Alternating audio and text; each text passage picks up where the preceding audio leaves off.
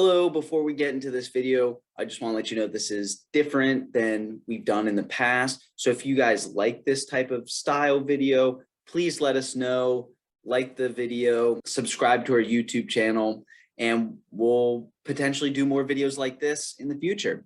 But with all that said, it is absolutely my pleasure to introduce Dr. Don Goldmann, who is an infectious disease clinician and epidemiologist at Children's Hospital, a professor at both Harvard Medical School and Harvard Chan School of Public Health, also the chief scientific officer at the Institute for Healthcare Improvement. He is an avid gardener. With all that said, we so appreciate him being here, and let's get into the video. Truth be told, I'm not the world's authority on coronavirus. But that said, unlike a lot of the pundits you see on the national networks and on CNN and Fox News, I actually am an infectious diseases epidemiologist who's kept up to date and understands, I think, the science behind COVID-19 and the virus that caused it. So that said, I'm certainly not an economist, but I've kind of given up on you guys anyway, because this morning I read that Oxford Economics says that there are several scenarios, one of which this will have no impact on the economy, another one of which is it will reduce growth by 50% in the next year. I mean, you know, I'm not a great predictor, but that seems like wildly unhelpful. So I'm just going to give you the facts and maybe help answer some questions that are on your mind, kind of the FAQs that are around your breakfast tables. Bear in mind that at 1:30 p.m. today, the president will be giving an update with a very, I think, comprehensive response to the Omicron variant. That said, I would say that over the last couple of years, as you have seen, the communication from federal and non-federal sources around COVID-19 has been chaotic and very difficult to follow, and at times somewhat confusing. And I say that as a alumnus of the Centers for Disease Control and Prevention. I think they've been part of the messaging problem. If you just take the messaging around boosters, it comes out in dribs and drabs, and people have to remember when they were born to figure out if they are in the latest recommendation, and then you have to figure out if it's 6 months or 5 months since I got the vaccine. What's a pre-existing condition anyway? If I'm a little hypertension, am I now going to die if I get COVID? So I apologize for all of my colleagues who have been a little obscure. It's always been a dollar short and a day late. This has to do with every aspect of the COVID response, including now. I mean, shutting the borders down and stopping flights from the country that actually was smart enough and quick enough to detect Omicron is probably not going to be very helpful, and is the kind of thing we do when we don't have really an international coordinated response. Like you, I'm sick and tired of hearing, well, this is the alarm bell, we have to have an international coordinated response. It ain't going to happen, right? It hasn't happened, and I don't think it's going to happen in a way that will truly be helpful to the global situation. So with that said, let me answer 3 questions about Omicron specifically, since that's what's reduced your equity portfolio by about 7% in the last few days. And I'm not looking at the ticker as I talk. I don't know what's happening this morning, but it's so volatile, it probably doesn't matter. So first of all, well, what is the Omicron variant? I can't assume that everybody has this in their head. And my wife, Joan, keeps telling me even Tony Fauci doesn't really explain it that clearly. So I'm going to make it really clear. Here's the virus, okay? It's this round. You've seen all the caricatures of the virus. Sticking out of the virus is basically a prong.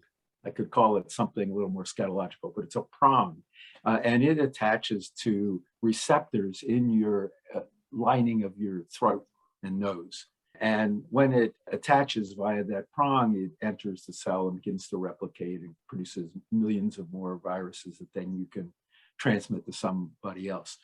Well, most of the variants, all of the variants have focused on this prong, this so-called spike protein, because the mutations that really matter are there. And why do they matter? It's because the vaccines, the monoclonal antibody treatments are all targeting the spike protein to prevent the prong from attaching to your throat. So the previous variants, the alpha, the beta, and the one that's circulating most now, the delta, all have mutations in that prong that render the virus so far better able to transmit, better able to replicate, better able to stick to your throat, better able for you to spread. You can imagine if you get infected with, let's say, the Delta variant, and it's growing like crazy in your throat, and that you're going to be able to spread it more rapidly and more efficiently when you go into the grocery store, you go to Astro World and scream like crazy people without masks. So that's why the Delta variant is so contagious. Omicron has 50, count them, 1, 2, 3, 4, 5, 50 mutations, 30 odd of which are in the spike protein. We shouldn't ignore the others, by the way. There are other mutations that could be significant, but most of them are in the spike protein. So will this make Omicron more transmissible? Based on the sequencing, the actual analysis of the RNA in great detail in laboratories, some of the mutations are those we've seen before that could affect transmissibility and infectivity, all right? We have to be careful not to get carried away by the sequence and what the DNA, the RNA people tell us, because that doesn't necessarily tell us what will happen in the real world. So we have yet to see, certainly in South Africa, with a relatively low immunization status there, people have not been getting the vaccine for a whole bunch of reasons that we can go into later. It looks like it's taking over. It's really increased very rapidly in the limited studies that have been done so far. Beyond that, we really don't know. I mean, there were, 14 people on 2 flights from South Africa who had the virus, the Omicron, when they were tested.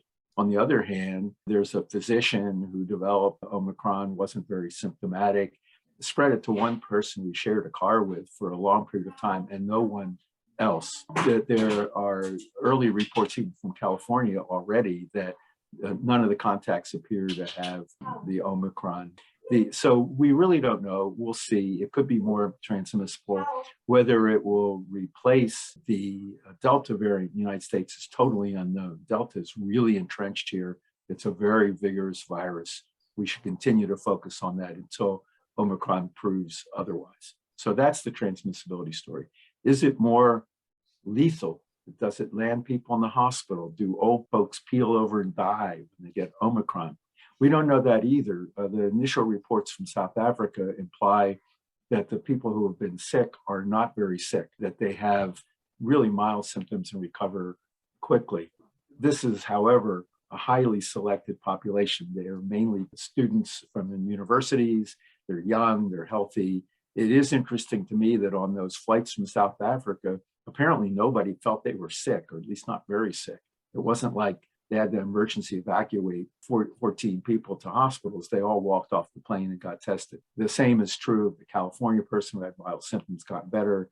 We just don't know yet, but it isn't inevitable that a virus with many mutations will be more lethal, more severe. It could be the other way entirely. If think like a virus. If you wanted to be really successful in the United States and wreck the economy, would you rather kill everybody or would you rather spread efficiently? And the answer is you'd rather keep spreading. That's in your best interest. If you kill everybody, your hosts are all dying off and you're eventually going to run out of gas. So we don't know. We'll see. My hypothesis is, which is you could take with a grain of salt, is it won't be appreciably more severe, if at all more severe than Delta. So then the real question is, the most important, I think, will it evade vaccine? Because the campaign right now is get shots in arms, get boosted, raise your antibody titers. And the nature of these mutations would predict that there be some reduction in the effectiveness of vaccines, and for that matter, monoclonal antibody treatments that we have now available and approved by the FDA. So looking at the sequence, looking at the RNA, you would predict that it would be, vaccines would be less effective. That said, they're probably not going to be totally ineffective. They could take a hit. I think that if you listen to the Moderna executives, one said, this really looks bad. And then the president said, well, it doesn't really look so bad. And so if the CEO and the president can't agree, I guess they really don't know. But we'll just have to see. My prediction is the vaccines will still be useful, especially if you've been boosted and have high titer. Remember that the immune system is more than just antibodies against the PROM, the spike protein. It's more complex than that. There are cells in your immune system that carry memory of the virus. There are other aspects of the immune system. So we may be a little bit better off than what people are predicting. Now, suppose my hypothesis is dead wrong and this thing invades the immune system like crazy. The remarkable thing I never thought I'd really see in my lifetime is that within 2 to 3 months, we will have new vaccines against the Omicron variant. So if you're worried about the economy, you think about the short-term fear impact. The long-term is that we will have a vaccine. The question is, how will we, as usual, deploy it, implement it? Who won't want it? Who won't take it? But that's a good thing, right? The other thing we have going for us is, to my knowledge, there is no real reason why the drugs that have just become available from Pfizer and Merck will be less effective. Just so you know, the Merck drug doesn't look nearly as good so far as the Pfizer drug. So if I had to bet, I'd bet on the Pfizer drug, which looked 85% effective in preventing hospitalization in at-risk people with mild to moderate disease. So that's another buffer for the long term. So vaccines will be developed rapidly, and there is at least one antiviral that looks quite effective against the agent. Some of you may be wondering, as I did this morning, will my rapid test that I have boxes of over here for when visitors come, will they work against Omicron? The answer is yes, because they're not directed at the spike prong where most of the mutations are. And I think already there's some evidence that these will still work. The good news is that part of the Biden plan, as I understand it, will be that by January, at-home tests will be covered by insurance, which is a huge thing. I don't know about you, but paying $30 for a box every time my daughter comes over, who works in a at-risk school system, gets pricey. I mean, it begins to be, well, there goes a steak dinner, there goes a good bottle of wine, there goes my new car. So that's good news. I think it should have been policy long ago. Those are most of the things I wanted to cover. I will say that as we sit here in gloom, and many of us are deeply stressed and feel uncertain, there are two global issues worth talking about. One that you already know about is the equity issue. Why are so many people around the world still not immunized? And this is a problem of the manufacturing companies, of the governments in the OECD, of the high income economies not really sharing, and the poor countries not being able to afford. So that's part of the gap. The other problem is that implementing a vaccine campaign is not easy, as we can see even in the most developed countries. And in other countries, believe it or not, there are even more people who don't trust the vaccine than there are in the United States. Found that hard to believe, but the French, for example, can't stand the vaccine apparently. And in Africa, there's deep suspicion about anything coming out of Western economies for good reason. On the other hand, I read today something, I knew these data, but I hadn't seen them publicized this way. Extreme poverty has declined under the WHO 25-year plan from 1990 to 2015 by 70% or more. The goal was over 25 years to reduce global extreme poverty by 50%, and it fell by more than that. We blew past the target. Now, extreme poverty is living on, I think, $1.90 a day. So it's not like it's still extreme poverty to me, but so there are things that are improving. If you look at education of kids, especially girls, if you look at clean water, there are a lot of progress, however halting, still huge gaps to go, but there is some good news about global initiatives. It's not all bad. Well, thank you so much for that recap. I think it's been so helpful. And I know, speaking for myself, one of the hardest things has been to get underneath all the just information that are coming from both sides.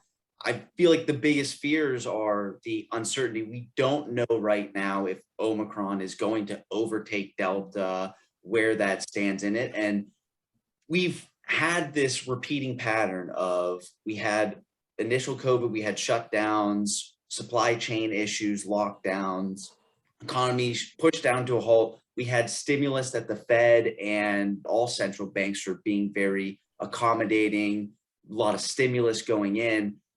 That ship in many ways, or many minds, is sailed. We're now living with the other issues that have gone along with it, which is higher inflation, not looking like it's transitory, all because of these extra stimulus that we did to basically just make it through this one period. So I think some of the big fears are, okay, if we have more lockdowns, which it doesn't sound like anyone is suggesting at this time, but if we're having supply chain issues, which very well could happen, even if it's not within the US supply chain issues, globally, if we're having this overtaking of Omicron, we are going to see supply chain issues. The Fed is on their path to trying to tighten monetary policy almost as fast as they can.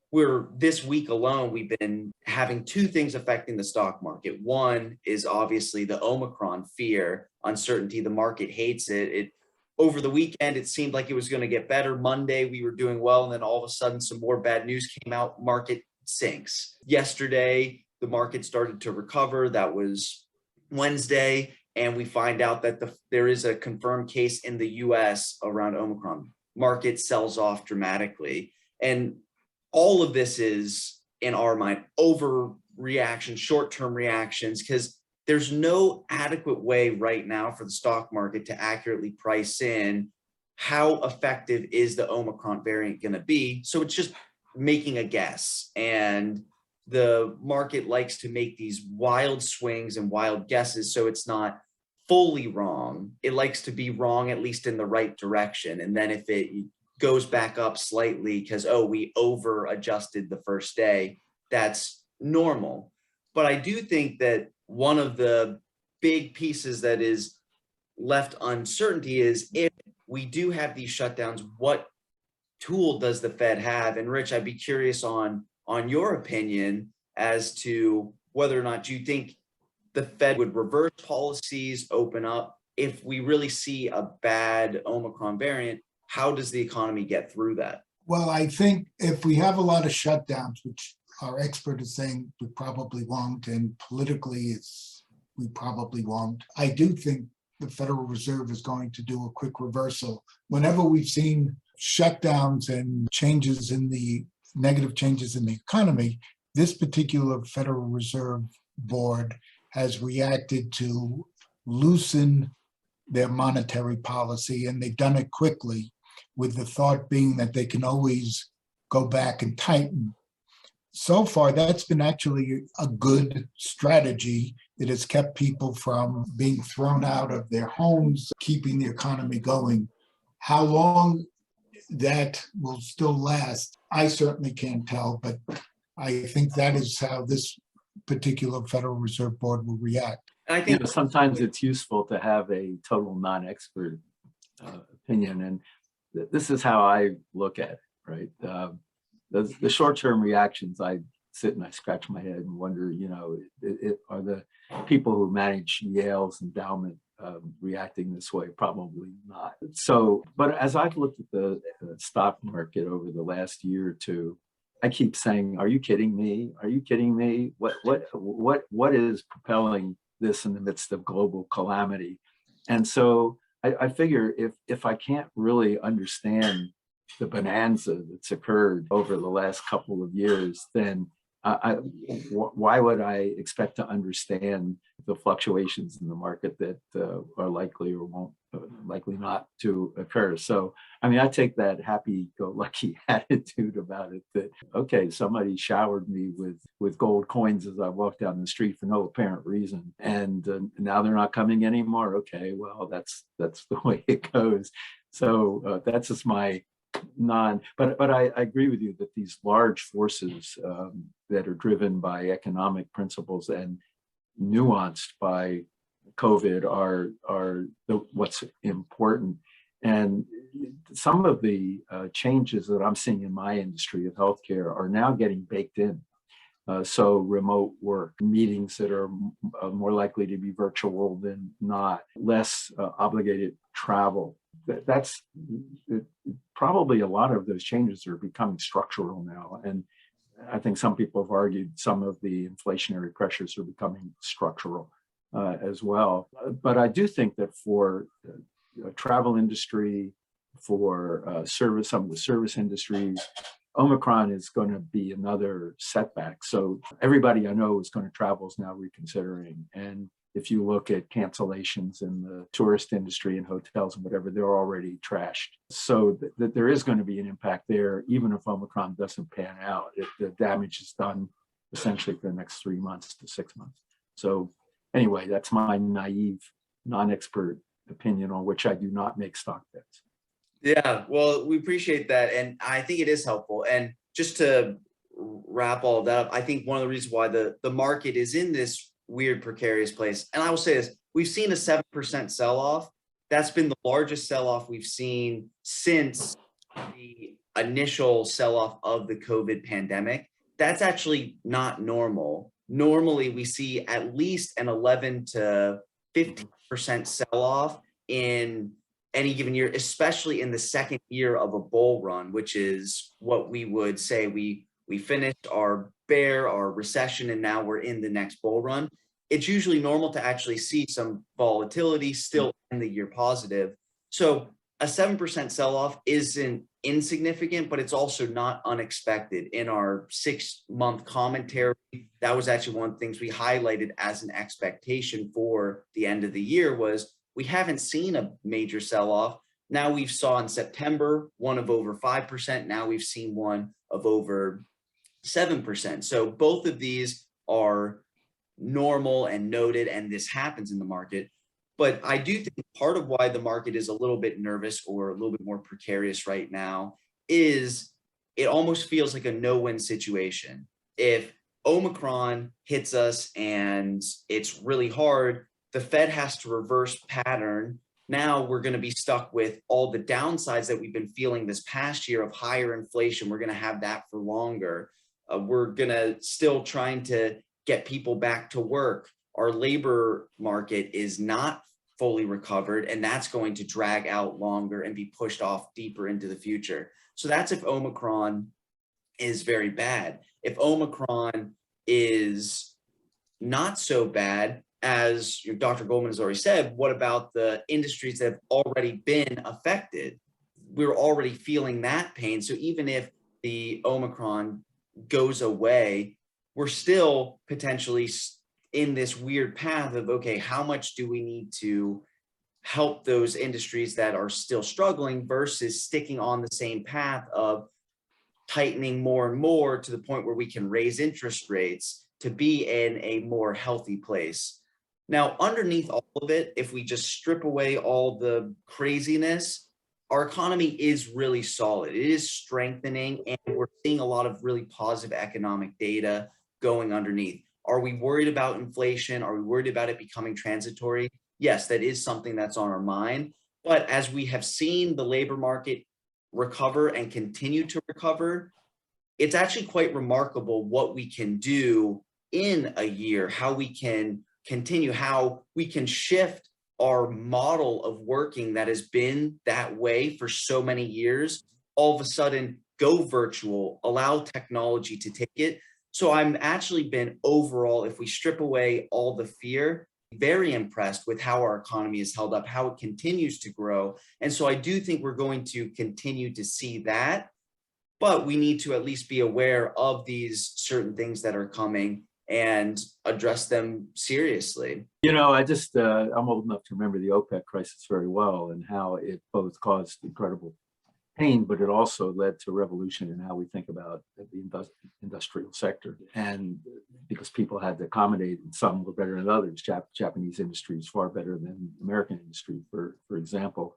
And here we have, I think, kind of a recapitulation of that, where we've been forced by circumstances to innovate and create different ways of work and production that ultimately will, I think, bear a lot of good fruit, but in the short term, due to our lack of commitment to equity and social support, will inflict a lot of pain, particularly on those who can least afford to endure it. I will say, since you guys are really into this, one of the ironies of the current situation is we all bought into the global economy, and the global economy is actually based on Toyota production system. So this idea that just-in-time inventories is the way to go, and you have wonderful relationships with, I can't remember the Japanese term for this, but your Kaizen or what, not Kaizen, but it's some term about your loyal suppliers who will be there for you. Well, great, until you have COVID, and now we're sitting around scratching our head, well, why do we have this problem? It's because we all bought into just-in-time manufacturing. So now we'll have probably an alteration to how we think about that, and probably bring a lot of production closer to home so we don't have to rely on what's manufactured somewhere else. Yeah, absolutely. The thing about that is it takes time, and the reality right now is, as you said, we bought into the global economy, so it's a global issue, and until we get some sort of help too, as soon as we start addressing that equitable issue, we're still going to see new variants arise and eventually reach, to the US. So I do feel very strongly we bought into the global economy. This isn't a US issue. It's not a one country issue. It's a global issue that we're working on together to tackle. But when you have all these sovereign countries trying to work with one another, it becomes a mess, and we've seen it. We're witnessing all of it fold in front of our eyes. If you remember, the reason why the global economy and buying into that worked so well is because we were able to offshore costs and bring down the inflationary pressures, because cheap labor throughout the world was able to make up for US labor costs. And also environmental issues, et cetera, regulations. What we followed was a Japanese model, and we did that because Japan basically was importing 90% of their raw materials, and they were still able to undercut the US in manufacturing and their manufacturing costs. So that seemed to make sense. What we didn't take into account was when you have global issues, pandemics such as this, everybody forgets about the major issue of global economy, and they say, how do we protect ourselves? And all the things that we had opened up start to crumble and fall apart because we start closing up the ports, other items, and we create all of these backlogs, et cetera. And now we have to figure that out. And that will be positive for the labor force in the United States. We're already seeing some of that, but we will have short-term disruptions, as Dr. Goldman and Knight has brought up. I think in the long term, if you want to know my most likely scenario, and I'm not promising this, I just think everybody wants to know, well, what's your percentage confidence? So I don't have that, but I think this is the more likely than not scenario, that we will continue to see variants. We will continue to have to adjust the vaccines that we have. We may have to have vaccine every year, and it won't be that much different than influenza, which we tolerate tens of thousands of deaths every year, mainly among the elderly, just because that's the way it is. Vulnerable people, not everybody's vaccinated. The vaccine's never perfect. And we'll eventually live with it and accept the morbidity and mortality that comes with living in a complex world full of microbes. And it really is complex. Every time you eat a chicken or buy your vegetables, whether they're organic or not, you put yourself at risk to terrible bacterial disease. And we just assume that you don't eat raw eggs because if you do, you could get salmonella and die. So we try and factor it into our lives and into the economy and press on. So that's my long-term best guess. Well, thank you so much for joining us, Dr. Goldman. We so appreciate your insight. And if everyone out there, you guys enjoy this, we'll maybe do it again sometime. And we appreciate everyone watching this, and hopefully you learned a little bit. I know I did. So thank you again so much for joining us. Thank you. Thank you, Don.